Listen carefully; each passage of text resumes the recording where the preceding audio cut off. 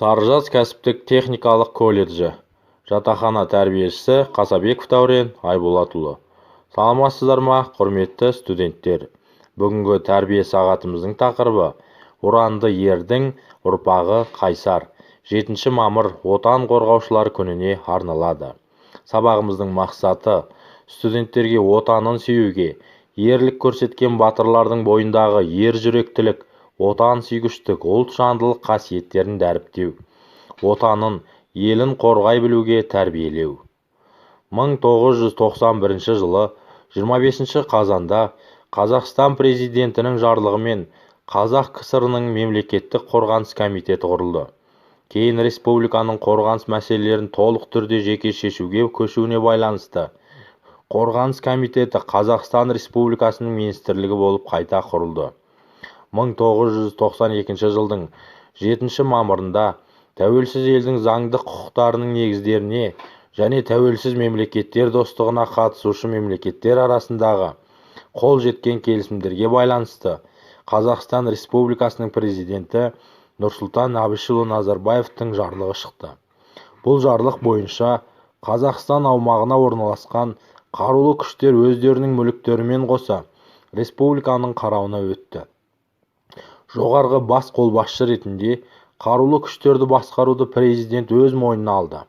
Елбасынан басқа қорғаныс ісімен тікелей шұғылданатын алғашқы қорғаныс министрі болып, генерал-полковник Нұрмағамбетов тағайындалды.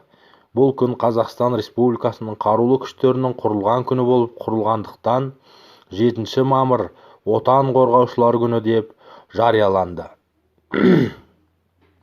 Қазақстан Республикасының президенті Нұрсұлтан Назарбаевтың жарлығымен 3 жүйелі штаб, жаяу әскерлер, әуе қорғанысы күштері және әскери теңіз күштерінің бас штабтары бекітілді. Аэроұтқыр күштерге жоғарғы бас қолбасшының резерві құзыры берілді.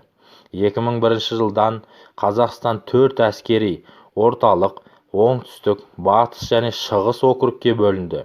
Бүгінгі күні Қазақстан өз азаматтарының әскери қызмет атқаруының жағдайы мен тәртібін дербес анықтайды. Өз аумағында әскерлердің, қарулы жарақтардың және техниканың орналасу мәселесін шешеді.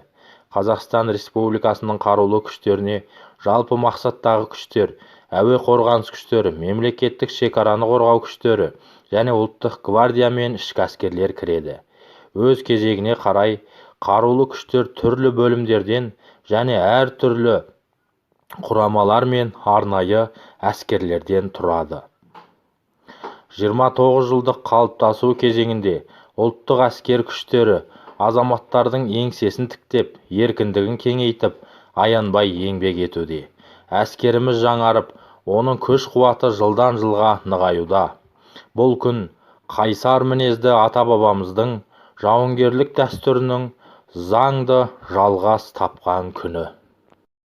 Олай болса, отан алдындағы борышын адал атқарып келген түлектеріміздің фото шеруіне кезек берсек.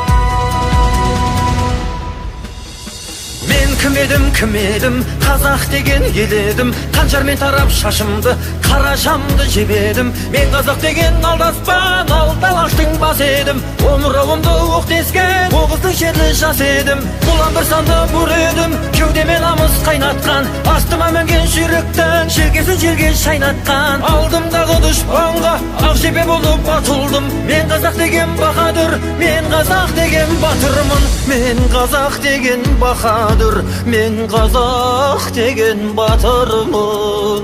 Бабалардың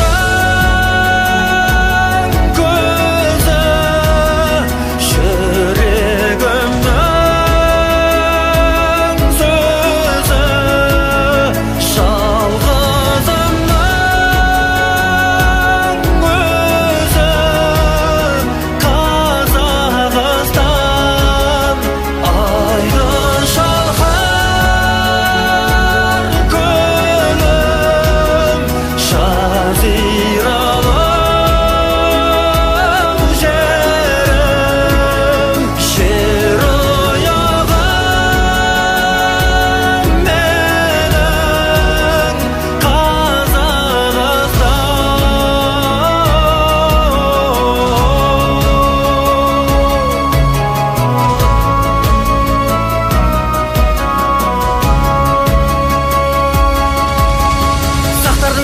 мүрдесі, сарғайған анау әр төбе. Ұрпақтың жолы ұлы жол, ұлт үшін өлу мәртебе. Атаның жолын